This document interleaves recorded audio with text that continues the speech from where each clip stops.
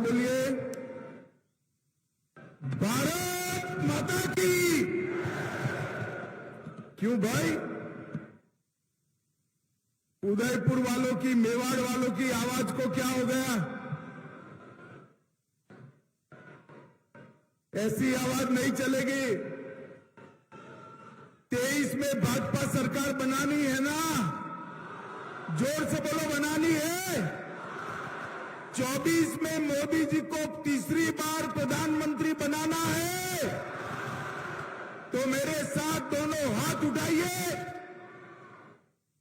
संपूर्ण विजय के संकल्प की मुट्ठी बींचिए और प्रचंड आवाज से बोले, भारत माता की, भारत माता की, भारत माता की।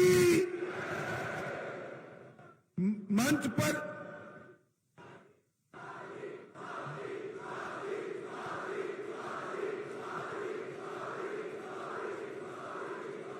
बोलो वंदे वंदे। मंच पर उपस्थित श्रीमान सीपी जोशी, प्रदेश भारतीय जनता पार्टी के अध्यक्ष महोदय, राजस्थान की पूर्व मुख्यमंत्री, जिन्होंने राजस्थान के विकास में एक नई राह बनाने का काम किया है, भाजपा की राष्ट्रीय उपाध्यक्ष श्रीमती वसुंधरा राजे जी, मोदी जी की मंत्रिपरिषद में मेरे साथी भाई गजेंद्र सिंह जी, भाजपा के प्रभारी श्रीमान अरुण सिंह जी, राजस्थान विधानसभा में नेता प्रतिपक्ष श्रीमान राजेंद्र राठौर जी, भाजपा के उपनेता श्रीमान सतीश पुनिया जी, बहन विजया राहतकर जी, श्री अरुण चतुर्वेदी जी, अर्जुन मीणा जी, सांसद कनकमल कटारा जी, श्रीमती दिया कुमारी जी, हमारे संगठन मंत्री चंद्रशेखर जी, और आज भक्ति और शक्ति की इस वीर भूमि पर आए हुए मेरे प्यारे भाइयों बहनों माताओं और मेरे जिगर के टुकड़े जैसे युवा मित्रों,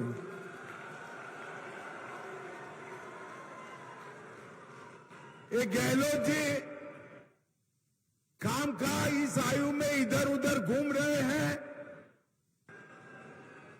ये सभा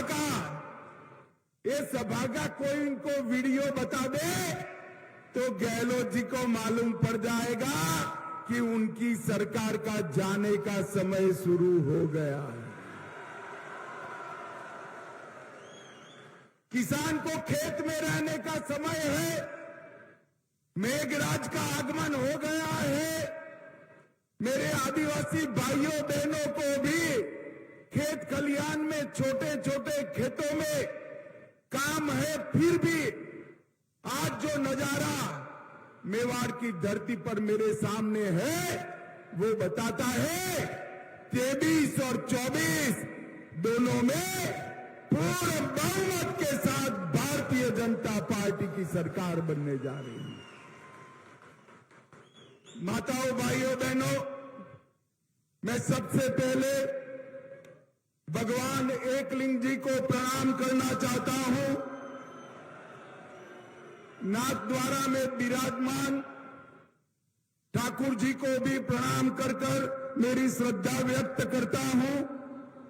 जगदीश मंदिर, महालक्ष्मी मंदिर, करणी माता मंदिर और मां अंबा के मंदिर को भी प्रणाम करता हूं। आज मैं जब यहां आया हूं तब सबसे पहले हिंदुओं के सूर्य और जिन्होंने स्वधर्म स्वदेश और स्वभाषा के लिए रान रान पान पान जंगलों में घूमना पसंद किया मगर मुगलों के सामने सर नहीं झुकाया, वो वीर सपूत महाराणा प्रताप को मैं प्रणाम करना चाहता हूं।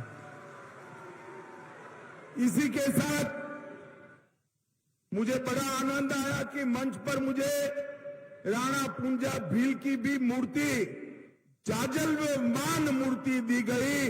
उनकी वीरता को भी मैं प्रणाम करना चाहता हूं। मित्रों, ये भूमि त्याग, बलिदान और भक्ति की भूमि है। ये भूमि भारतीय जनता पार्टी का गढ़ है और ये भूमि से ही राजस्थान में भारतीय जनता पार्टी की विजय पताका यहां से ही निकलती है। और इस बार भी आज मैं मेवाड़ की इस पवित्र धरती पर बोलकर जाता हूं, गहलोत जी सुन लेना, 23 में राजस्थान बीजेपी विजय के सारे रिकॉर्ड तोड़कर प्रचंड बहुमत के साथ सरकार बनाने वाली है। भाई और बहनों, मेरे युवा साथियों, मैं मोदी जी के 9 साल पूरे होने पर भारतीय जनता पार्टी ने देश भर में जो धन्यवाद यात्राएं चालू की है, इसके तहत आज मैं मेवाड़ की वीर भूमि पर आया हूं।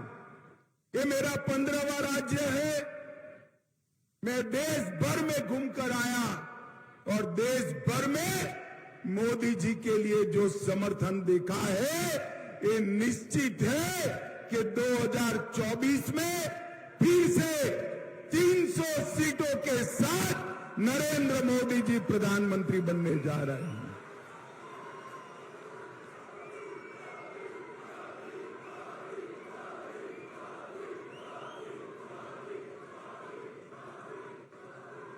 माताओं, भाइयों, बहनों, मोदी जी के शासन के 9 साल कई मायनों में भारत के अंदर परिवर्तनकारी रहे हैं। मोदी जी के शासन के 9 साल गरीब कल्याण के 9 साल रहे। मोदी जी ने कहा था 2014 में जब संसद में पहली बार पहुंचे, उन्होंने संसद की भूमि को माथे पर लगाकर कहा था, ये सरकार गरीबों की, दलितों की, आदिवासियों की, पिछड़ों की सरकार है। और 9 साल में इन्होंने इसके लिए ढेर सारे काम किए हैं। मित्रों, मोदी जी के नेतृत्व में ये 9 साल में देश के करोड़ों किसानों को पहली बार 6,000 रुपया प्रति साल मिला है। और अपने राजस्थान में 80 लाख किसानों को अब तक 16,000 करोड़ रुपया सीधा बैंक अकाउंट में ट्रांसफर करने का काम हमारे नरेंद्र मोदी जी ने किया है। जल जीवन मिशन की तरह हमारे गजेंद्र सिंह जी देखते हैं यहां बैठे, जल जीवन मिशन के तहत हर गरीब के घर में नल से जल पहुंचाने का काम मोदी जी ने चालू किया है। और राजस्थान में 43 लाख परिवारों को अपने घर में शुद्ध पानी पीने का पहुंचाने का काम किया है। मित्रों, राजस्थान में 86 लाख शौचालय बनाए, 1 करोड़ कार्ड को 4.2 करोड़ लोगों को 3 साल से मुफ्त में प्रति व्यक्ति प्रति माह अनाज देने का काम ये भारतीय जनता पार्टी की सरकार कर रही है। 5.75 लाख उज्ज्वला के कनेक्शन दिए गए, 84,000 कनेक्शन मेरे ट्राइबल भाइयों को, आदिवासी भाइयों को देने का काम ये भारतीय जनता पार्टी की सरकार ने किया। 18 लाख लोगों को खुद का घर देने का काम ये भारतीय जनता पार्टी की सरकार ने किया है। मित्रों, मैं पास के गुजरात से ही आता हूं।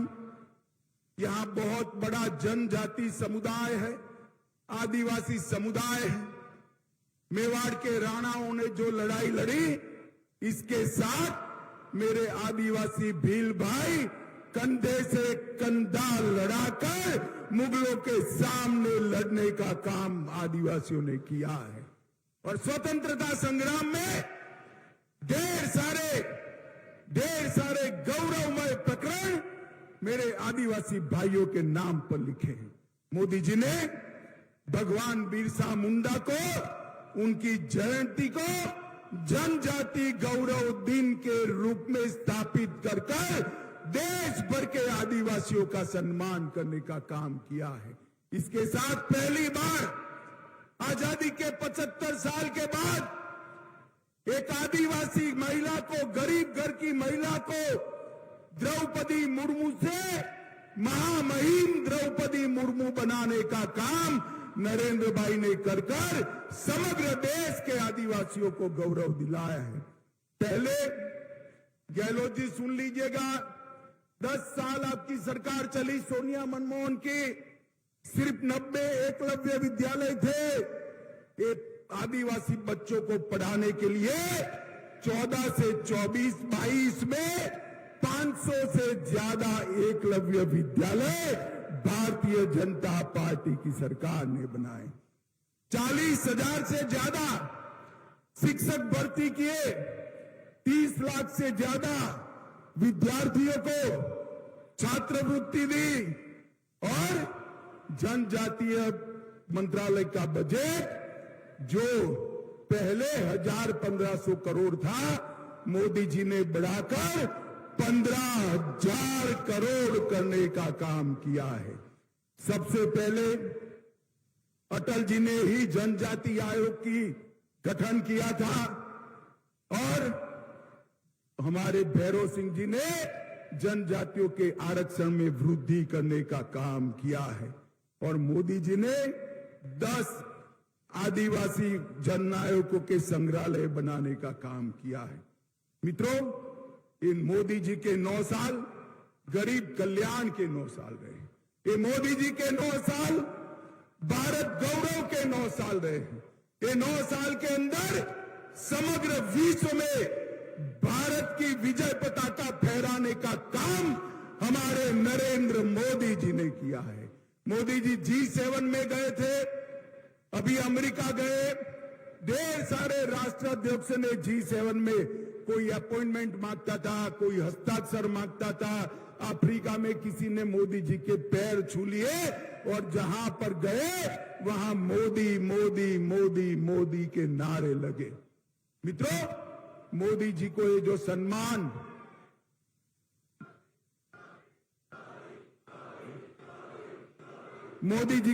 सम्मान समग्र विश्व में मिल रहा है, ये मोदी जी का सम्मान नहीं है, ये भारतीय जनता पार्टी का सम्मान नहीं है। ये मेरे मेवाड़ के भाइयों बहनों के, राजस्थान के भाइयों बहनों का और देश की 130 करोड़ की जनता का सम्मान है। मित्रों, जनता का सम्मान है। मोदी जी ने भारत के गौरव को आसमान तक ऊंचा उठाया है।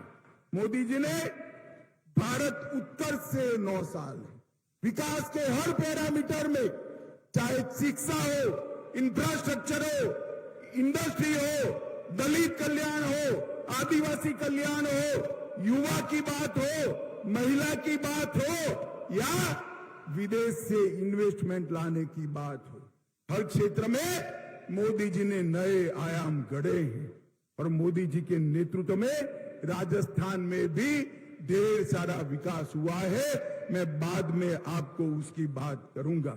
माताओं, भाइयों, बहनों, ये 9 साल में मोदी जी ने देश को सुरक्षित किया है। ये सोनिया मनमोहन की सरकार थी, आए दिन पाकिस्तान से आलिया मालिया जमालिया घुस जाते थे और हमारे यहां बम धमाके करते थे। 2014 में आपने 25 में से 25 सीट दी, 19 में भी 25 में से 25 सीट दी। मोदी जी को प्रधानमंत्री बनाया और उरी और पुलवामा में गलती कर दी, पाकिस्तान ने गलती कर दी। परंतु इस बार मौनी बाबा मनमोहन जी प्रधानमंत्री नहीं थे, नरेंद्र मोदी प्रधानमंत्री थे। इस बार कांग्रेस की सरकार नहीं थी, भारतीय जनता पार्टी की सरकार थी। 10 ही दिन में पाकिस्तान के घर में घुसकर सर्जिकल स्ट्राइक और एयर स्ट्राइक कर आतंकवादियों का खात्मा बुलाने का काम नरेंद्र मोदी सरकार ने किया। माताओं, भाइयों, बहनों, ये मेवाड़ वालों मुझे बताओ, ये कश्मीर अपना है या नहीं है? सुनाई नहीं पड़ता है, जोर से बोलो, कश्मीर अपना है या नहीं है? धारा 370 हटानी चाहिए या नहीं हटानी चाहिए? ये कांग्रेस, सपा, ममता, स्टालिन जी, जदयू सारे इकट्ठा होकर काऊ काऊ काऊ काऊ काऊ काऊ करते। 19 में फिर से आपने 25 में से 25 सीटें दी, मोदी जी को प्रधानमंत्री बनाया। मोदी जी ने एक ही झटके में धारा 370 को 5 अगस्त 2019 को समाप्त कर। और राहुल बाबा कहते थे कि धारा 370 मत हटाओ वरना खून की नदियां बह जाएगी। अरे राहुल बाबा, किस जमाने की बात करते हो?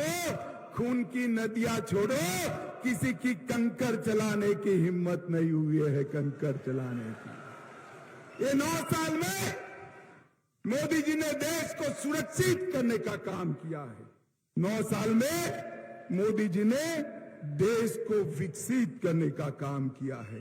पर मित्रों, मैं आपको बताता हूं, अभी अभी सारा विपक्ष के नेता पटना में इकट्ठा हुए, एक बड़े मंच पर प्रेस कॉन्फ्रेंस की। सारे लोग, मैंने भी प्रेस कॉन्फ्रेंस देखी, मैं भी बहुत साल से राजनीति में हूं। मैंने सोचा भला ये कौन लोग इकट्ठा हुए?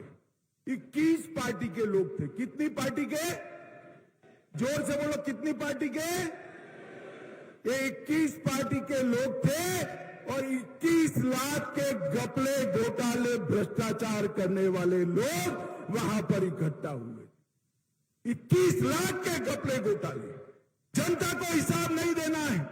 अरे मैं इस मंच से चैलेंज देता हूं, नरेंद्र मोदी सरकार पर आज तक हमारे विरोधी भी भ्रष्टाचार का एक भी आरोप नहीं लगा पाए मित्रों, एक भी आरोप नहीं। और 21 पार्टियां 21 लाख का भ्रष्टाचार करने वाली इकट्ठा होकर राहुल बाबा को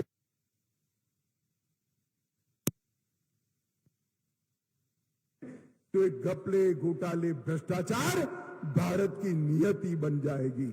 और मोदी जी फिर से प्रधानमंत्री बनते हैं तो भ्रष्टाचार करने वाले जेल की सलाखों के पीछे जाएंगे। मुझे बताओ भाई, राहुल बाबा को प्रधानमंत्री बनाना चाहिए या मोदी जी को? जोर से बोलो, किसको बनाना चाहिए? और ये सारी पार्टियां, ये सारी 20 पार्टियां, 21 पार्टियां जो इकट्ठा हुई, इनके मन में, मेवाड़ वालों, आपका भला नहीं, इनके मन में अपने बेटे का भविष्य है। मैं नाम से कहता हूं, सोनिया जी का पूरा जीवन का लक्ष्य है राहुल जी को प्रधानमंत्री बनाना। लालू जी का लक्ष्य है अपने बेटे तेजस्वी को प्रधानमंत्री बनाना। ममता जी का लक्ष्य है अपने भतीजे अभिषेक को मुख्यमंत्री बनाना। स्टालिन जी का इंटरेस्ट है अपने बेटे उदयनिधि को मुख्यमंत्री बनाना। और गहलोत जी का इंटरेस्ट है वैभव को मुख्यमंत्री बनाना। मुझे बताओ, ये आपका भला कर सकते हैं भाई? जरा जोर से बोलो भाई, कर सकते हैं? जो अपने बेटे के लिए काम कर रहे हैं, इसको वोट देना है, या जो देश के लिए काम कर रहे हैं, इसको वोट देना है? ये तय करने का समय देश की जनता के लिए आ रहा है। मित्रों, अब घर जैसा होगा ऐसा संस्कार घर के हर लोगों में हो। ये राजस्थान में गहलोत जी की सरकार भी पिछले 3-4 साल से लगातार देश भर में भ्रष्टाचार के सर्वेक्षण में भ्रष्टाचार करने में नंबर 1 पर है, नंबर 1 पर है। माताओं भाइयों बहनों, खनन विभाग में 66,000 करोड़ का भ्रष्टाचार किया और बात वहां तक पहुंच गई, एक संत ने अपना आत्मविलोपन करना पड़ा, फिर भी भरतपुर में अवैध खनन फिर से चालू हो गया है। उदय सागर झील के नाम से 2000 करोड़ का भ्रष्टाचार, प्रतापगढ़ में 1000 करोड़ रुपए के लाइमस्टोन खान का भ्रष्टाचार, सचिवालय में अफसरों की अलमारी से 2 करोड़ रुपया और 1 किलो सोना निकलता है। गहलोत जी जरा बताइए सोना किसका है? भाई हिसाब मांगना चाहिए या नहीं मांगना चाहिए? पीछे वाले बोलो मांगना चाहिए या नहीं मांगना चाहिए? आपके पास मौका है अब हिसाब मांगने का कि सचिवालय के अंदर ये 2 करोड़ रुपया और 1 किलो सोना किसका है, उसका हिसाब दीजिए। काली सिंह बांध के नाम पर करोड़ों रुपए का घपला, गरीबों के राशन में 100 करोड़ रुपया चाऊ कर गए, वृद्धावस्था पेंशन में 450 करोड़ रुपया चाऊ कर गए। शर्म करो, शर्म करो, गरीब बच्चों का अनाज और वृद्धों के पैसे खाकर कोई सुखी नहीं होता है। गहलोत जी, ये सरकार भ्रष्टाचार की सरकार है। इस सरकार ने तो भ्रष्टाचार के सारे रिकॉर्ड तोड़ने का काम किया है। और अशोक गहलोत जी ने जितने भी वादे किए थे वो सारे वादे तोड़ दिए हैं मित्रों। 10 दिन के अंदर किसानों का कर्जा माफ करना था, मुझे बताओ हुआ है भाई? अरे जोर से बोलो, हुआ है? युवाओं को बेकारी भत्ता मिला है? उल्टा 19,000 किसानों की भूमि कुर्क करने का काम ये सरकार ने किया है। मित्रों, 19 से ज्यादा पेपर लीक हो चुके हैं। बेरोजगारी और बलात्कार में राजस्थान देश भर में नंबर 1 पर है और उनके ही प्रदेश कांग्रेस अध्यक्ष के बेटे टॉपर कर जाते हैं, जनता बिचारी रह जाती है। मित्रों, एक दूसरी बात है, इस प्रदेश में कानून और व्यवस्था की स्थिति बुरी तरह से चरमराई गई। 2000 में जयपुर में बॉम्ब ब्लास्ट हुआ था। मैं उस वक्त गुजरात का गृह मंत्री था, वसुंधरा जी यहां थी। सबको पकड़ा। इनके एडवोकेट जनरल को फुर्सत ही नहीं है पैरवी करने के और सारे से सारे लोग छूट गए। 50 लोगों को मारने वाले दहशतगर्द आतंकवादी आज निर्दोष छूट गए हैं और इनको शर्म नहीं आती है। और मुझे कहते हैं कि क्या किया कन्हैया लाल ने? अरे आपको पहले शर्म आनी चाहिए। माताओं भाइयों बहनों बताओ, कन्हैया लाल को सुरक्षा किसने नहीं दी? जोर से बोलो, किसने नहीं दी? जोर से बोलो, किसने नहीं दी? मर गया तब तक किसकी पुलिस चुप रही? अरे आप तो पकड़ना भी नहीं चाहते थे, एनआईए ने पकड़ा। और झूठ मत बोलो गहलोत जी, चार्जशीट नहीं हुई है। मैं डंके की चोट पर कहता हूं, 22 दिसंबर 2022 को चार्जशीट हो चुका है।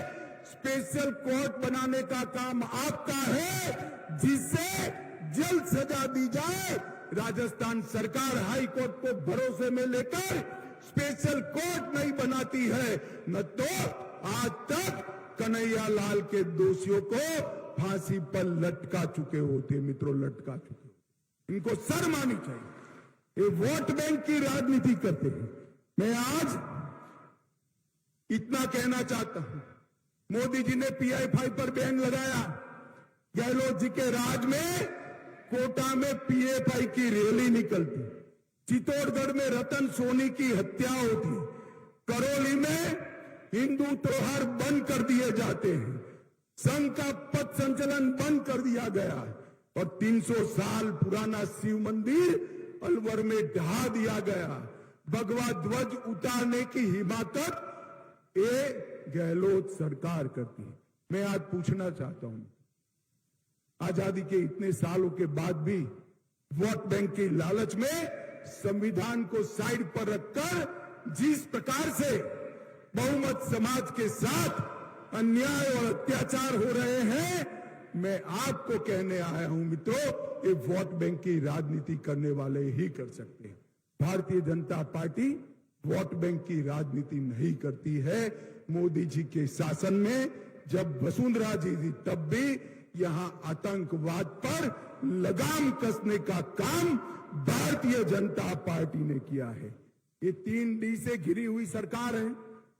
3D का मतलब है दंगा, महिलाओं से दुर्व्यवहार और दलितों पर अत्याचार। ये 3D से घिरी हुई अशोक गहलोत सरकार को हमने उखाड़ कर फेंक देना है। मित्रों, ये दंगा राज यहां पर हो चुका है। मैं आज आपको इतना ही कहना आया हूं मित्रों, आपके पास 2 मौके, एक आपको केंद्र सरकार भी चुननी है 24 में, एक राज्य सरकार भी चुननी है। मगर एक वोट देने से दोनों काम होते हैं, तो राजस्थान वालों करना चाहिए या नहीं करना चाहिए? अरे जोर से बोलो यार, एक ही वोट देने से 2 काम होते हैं तो करना चाहिए या नहीं करना चाहिए? तो ट्रेलर पहले है, 23 में है। 23 के ट्रेलर में अशोक गहलोत सरकार को मूल के समेत उखाड़ कर फेंक दीजिए एक बार। तो 24 में अपने आप 25 सीटों का रास्ता प्रशस्त हो जाएगा और मोदी जी फिर से प्रधानमंत्री बनेंगे। मुझे बताओ माताओं, भाइयों, बहनों, मोदी जी को प्रधानमंत्री बनाना चाहते हो? ऐसे नहीं, दोनों हाथ उठाकर बोलो, चाहते हो? फिर से 25 सीट तीसरी बार राजस्थान से मोदी जी की झोली में डालेंगे? ये भ्रष्ट नकारा अशोक गहलोत सरकार को उखाड़ कर फेंक देंगे। यहां पूर्ण बहुमत की रिकॉर्ड तोड़ने वाली भारतीय जनता पार्टी की सरकार बनाएंगे। कमल के निशान पर वोट देंगे। तो मेरे साथ दोनों हाथ उठाइए, उठाइए दोनों हाथ, विजय के संकल्प की मुट्ठी बींचिए और प्रचंड आवाज से बोलिए, भारत माता की, भारत माता की, वंदे वंदे वंदे। आप सभी का बहुत बहुत धन्यवाद, प्रणाम। धन्यवाद, धन्यवाद।